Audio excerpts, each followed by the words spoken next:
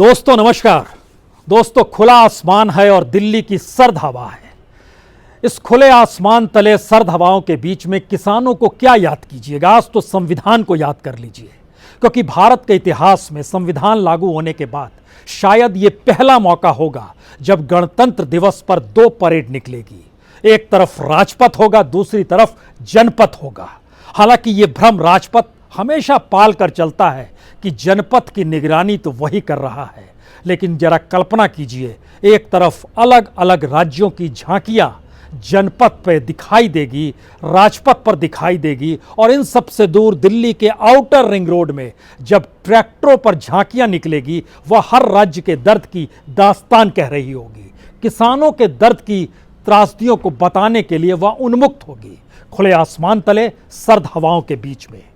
हमें लगता है कि आज इतिहास के उन पन्नों को पलटना चाहिए, क्योंकि आज का दिन यानी 24 जनवरी बहुत महत्वपूर्ण है। आज ही के दिन संविधान सभा ने इस देश में पहले राष्ट्रपति को चुना था, डॉक्टर राजेंद्र प्रसाद। और डॉक्टर राजेंद्र प्रसाद 1946 से इस देश के कृषि और खाद्य मंत्री थे, और जब वो कृषि मंत्री के तौर पर नेहरू की नेशनल कैबिनेट यानी इस देश की पहले मंत्रिमंडल में कृषि मंत्री के तौर पर उन्होंने इस देश के किसानों के हक के जो सवाल उठाए और लगातार उठाते रहे, उन सवालों के भीतर भी आज झांकने की जरूरत है। और इतना ही नहीं, 1950 में 26 जनवरी के दिन राष्ट्रपति का पहला भाषण, अब तो पूर्व संध्या पर भाषण होता है, लेकिन उस दिन 26 जनवरी को ही भाषण हुआ था। और उस भाषण में जो शब्द कहे गए थे डॉक्टर राजेंद्र प्रसाद के जरिए किसानों को लेकर, हमें लगता है आज उसको याद करने का भी दिन है। और चूंकि राजपथ ने बार बार इस परिकल्पना को ओढ़े रहा है कि दरअसल जनपथ की निगरानी भी वही करता है, लेकिन संयोग से पहला मौका है इन 72 बरस में, 1950 से अब तक की परिस्थितियों में पहली बार इस देश के भीतर में किसान परेड करेंगे। पहली बार किसान इस देश में अपने वाहन पे चलेंगे जो खेतों में चलते हैं। वो सड़कों पर फसल नहीं उगाएंगे, लेकिन सड़कों के जरिए इस देश दुनिया को इस बात का एहसास कराएंगे कि भारत के भीतर में एक संविधान है जिसमें समानता का जिक्र है, जिसमें समाजवाद का जिक्र है, जिसमें सेकुलरिज्म का जिक्र है, जिसमें इस देश की बहुमुखी सांस्कृतिक परिस्थितियों को एक साथ समेटकर चलने की परिस्थितियों का जिक्र है। आज बात शुरू कहां से की जाए? जिक्र हमें लगता है कि आज उन दस्तावेजों को हम कुछ लेकर आए हैं आपके साथ बांटने के लिए, क्योंकि जब पहली बार इस देश के पहले राष्ट्रपति ने भाषण दिया था तो उन्होंने कहा था, today for the first time in our long and chequered history we find the whole of the vast land brought together under the jurisdiction of one constitution and one union, which takes over responsibility for the welcome of more than 320 million men and women who inhabited। यानी लगभग 32 करोड़ लोग जो यहाँ पर रह रहे हैं, उनकी जिम्मेदारी अब हमारे ऊपर, उनके कल्याण की जिम्मेदारी हमारे ऊपर है। और लंबा और चमकने वाला इतिहास भारत का रहा है, और अब भारत की समूची भूमि एक संगति और एक संघ के अधिकार क्षेत्र में आ चुकी है।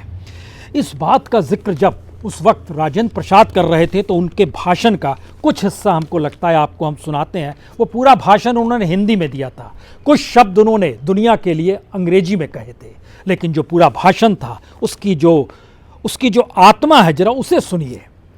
हमारे गणराज्य का उद्देश्य है कि इसके नागरिकों के लिए न्याय, स्वतंत्रता और समता प्राप्त करना तथा इस विशाल देश की सीमाओं में निवास करने वाले लोगों में भ्रातृभाव बढ़ाना, जो विभिन्न धर्मों को मानते हैं, अनेक भाषाएं बोलते हैं और अपने विभिन्न रीति रिवाजों का पालन करते हैं। हमारी भावी कार्यक्रमों में रोग, गरीबी, अज्ञान का उन्मूलन शामिल है। उस समय विस्थापितों का बड़ा जिक्र था, क्योंकि जो पाकिस्तान से लौट रहे थे और यहाँ की जो परिस्थितियाँ थी, अपने भाषण में उन्होंने जिक्र किया कि विस्थापितों को किस तरीके से बचाना भी है और उनको स्थिरता भी देनी है। लेकिन बीते दिनों प्रवासी मजदूर इस देश में विस्थापित सरीखे नजर आ रहे थे। उस वक्त भी इस देश के राष्ट्रपति या प्रधानमंत्री कुछ नहीं कह पाए। इसके बाद इसमें इस बात का जिक्र था कि राजनीतिक स्वतंत्रता के समान ही आर्थिक और सामाजिक स्वतंत्रता भी समय की मांग है।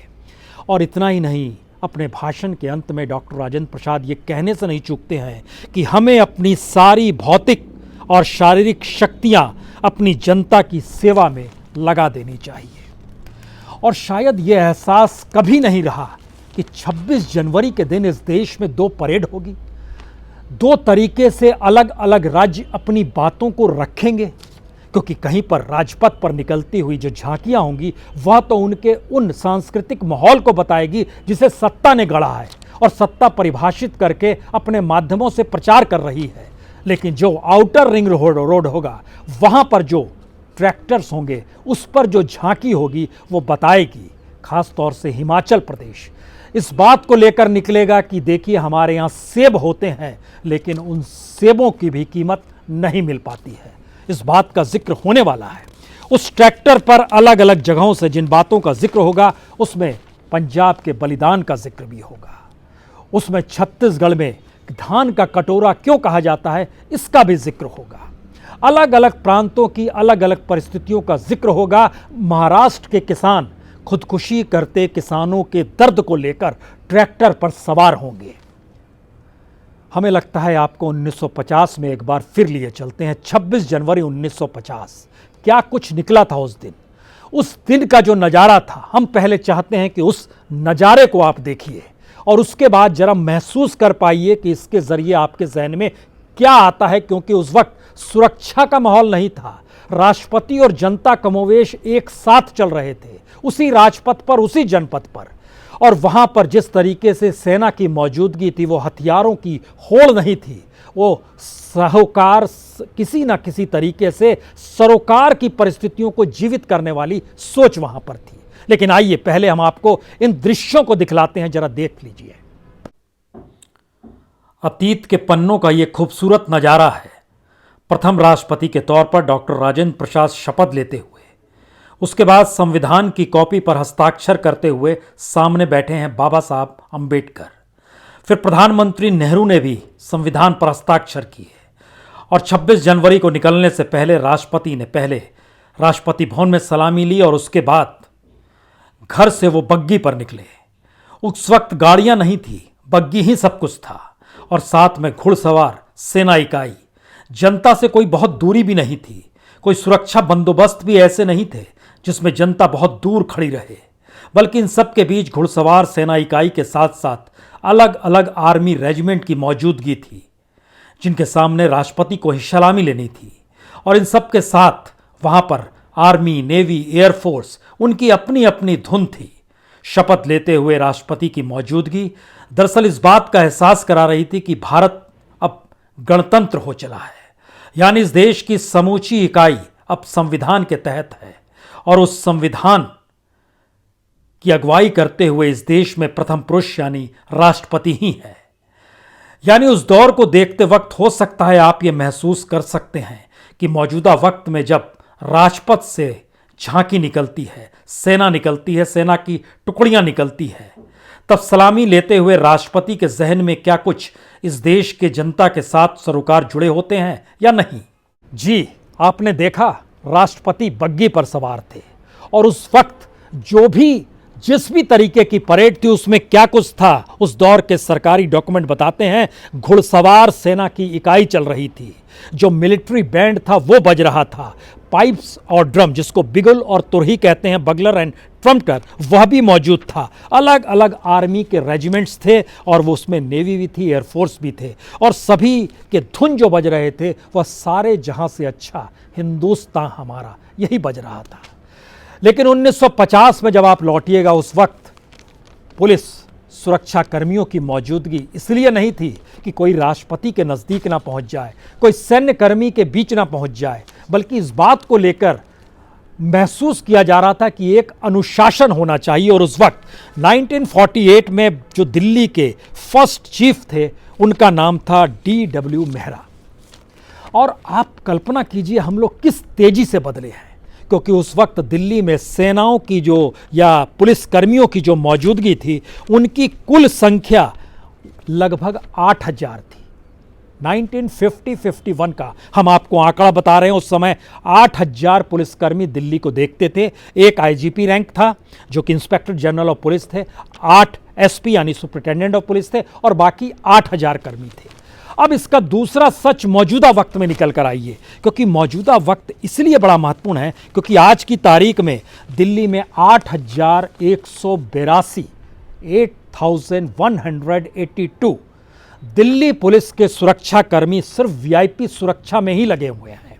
501 लोगों की वह सुरक्षा करते हैं और इस देश के भीतर में लगभग 19,467 19,467 मंत्री, सांसद, विधायक, जज, नौकरशाह जिनको सिक्योरिटी मिली हुई है, उन सभी की सिक्योरिटी मिला दीजिएगा तो लगभग 66,000 के पार है। 66,043 पुलिसकर्मी लगाए रहते हैं।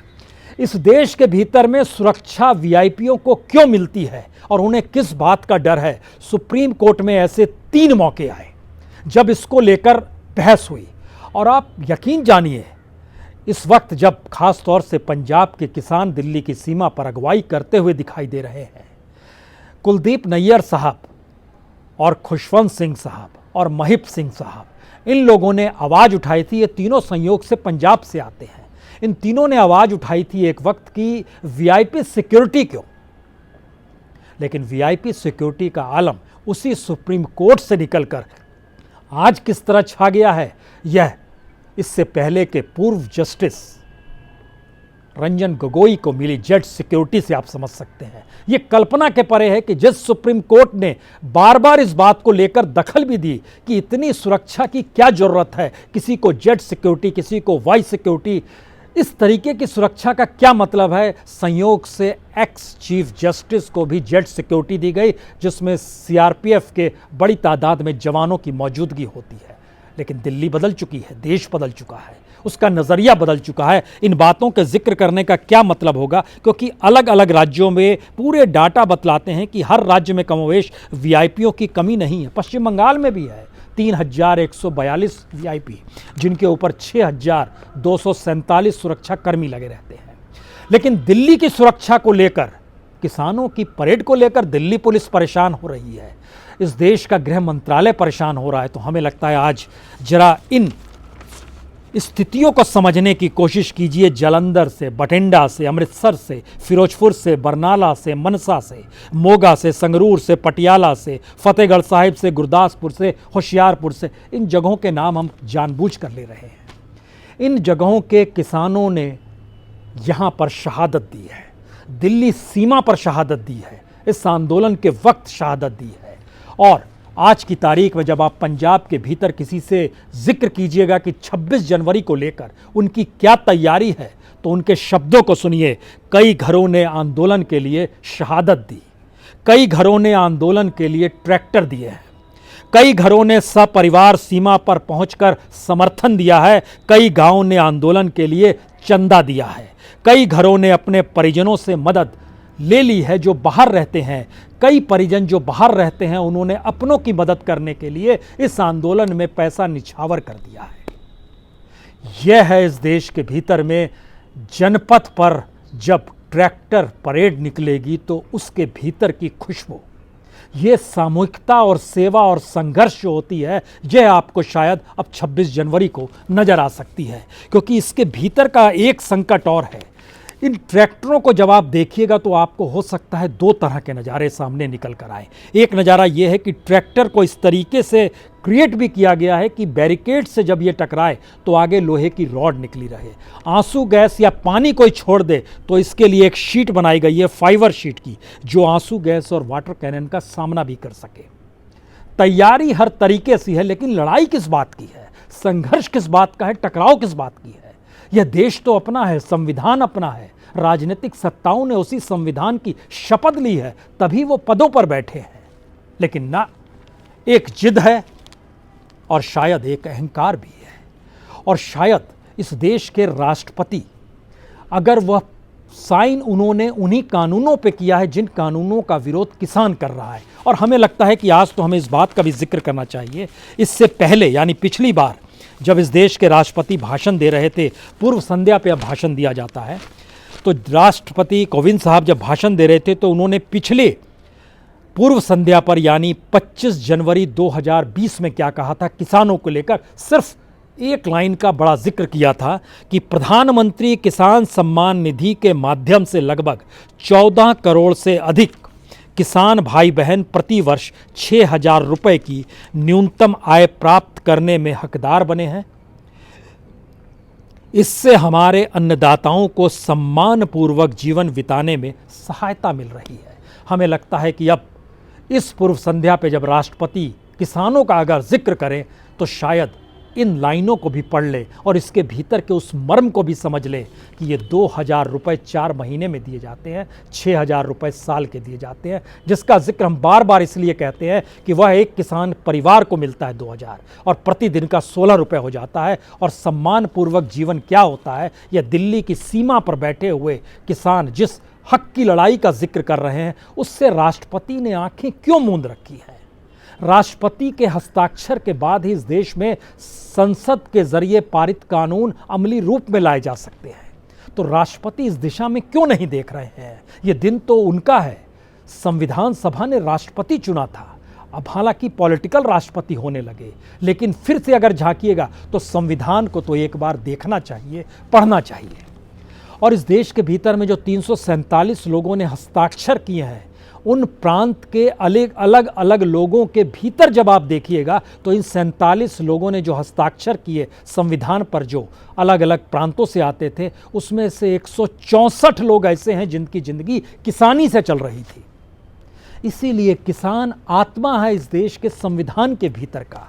और जब भारत गणतंत्र हो गया और गणतंत्र देश के तौर पर इसकी मौजूदगी हो गई, तो हमको लगता है एक बार फिर आपको राजेंद्र प्रसाद की याद दिला दे, जिन्होंने इस बात का जिक्र किया था कि मैं प्रेसिडेंसी कॉलेज में जब पढ़ता था तो उस वक्त मैं कलकत्ता की पटरियों पर सोए हुए मजदूरों को देखता था, हाथ खींचने वाले रिक्शा वालों को देखता था, और मैं सोचता था राष्ट्रपति भवन के भीतर क्यों ऐसी शानदार चादर बिछी हुई है, और अक्सर वो फटी चादर ही बिछी रह जाती थी।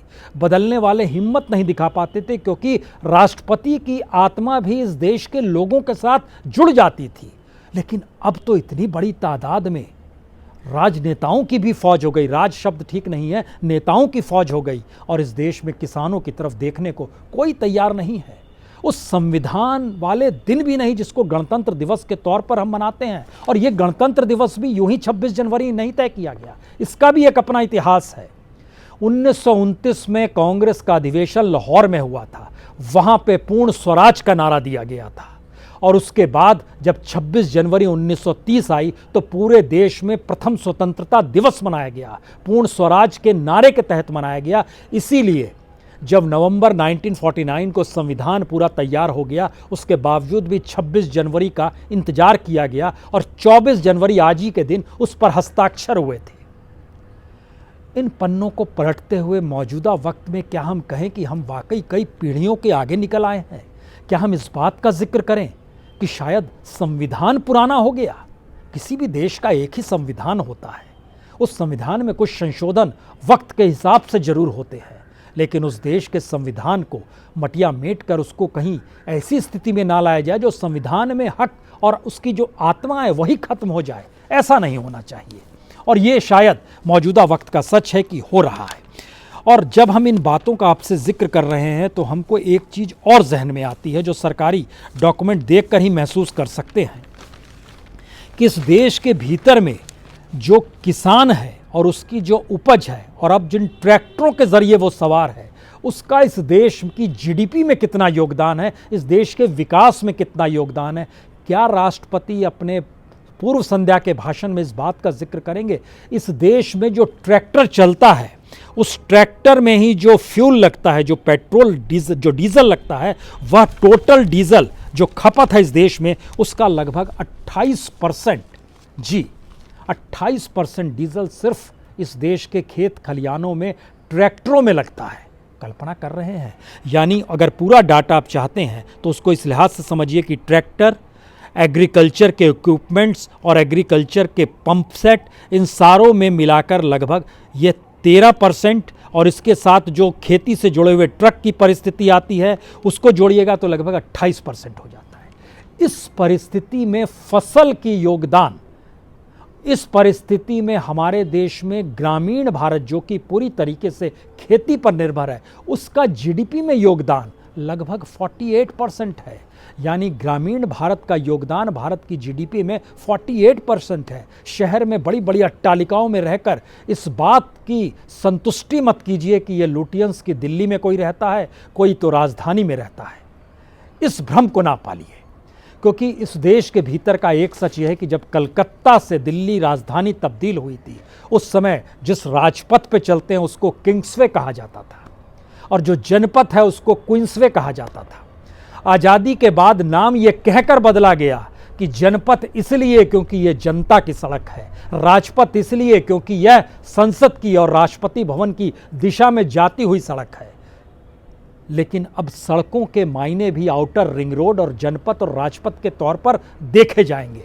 हो सकता है आने वाले वक्त में इस देश में राजनीतिक विचारधारा का परिवर्तन इस रूप में हो जो किसान, खेत खलियान, जनता से जुड़ जाए और उनके भीतर यह एहसास हो जाए कि दरअसल इस देश में नागरिकों के हक का जिक्र वो नहीं करेंगे तो फिर क्या मतलब है। इस देश के भीतर में जितने भी राष्ट्रपति हुए, उन राष्ट्रपतियों के भाषण के मर्म को अगर आप छुएंगे तो लगभग 8 राष्ट्रपति ऐसे हैं इस देश के भीतर में जिन्होंने अपने शब्दों को सिर्फ किसान मजदूर के इर्द गिर्द ही चीजों का जिक्र किया।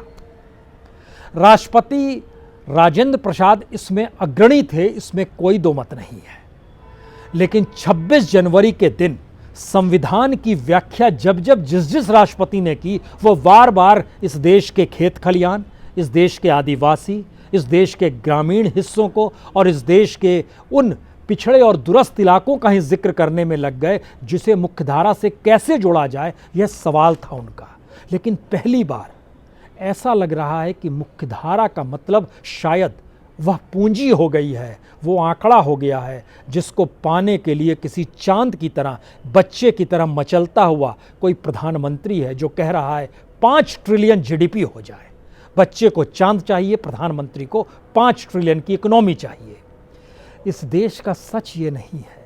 यह देश ने बड़ा संघर्ष किया है और वाकई इस देश का इतिहास बहुत चहकने वाला रहा है।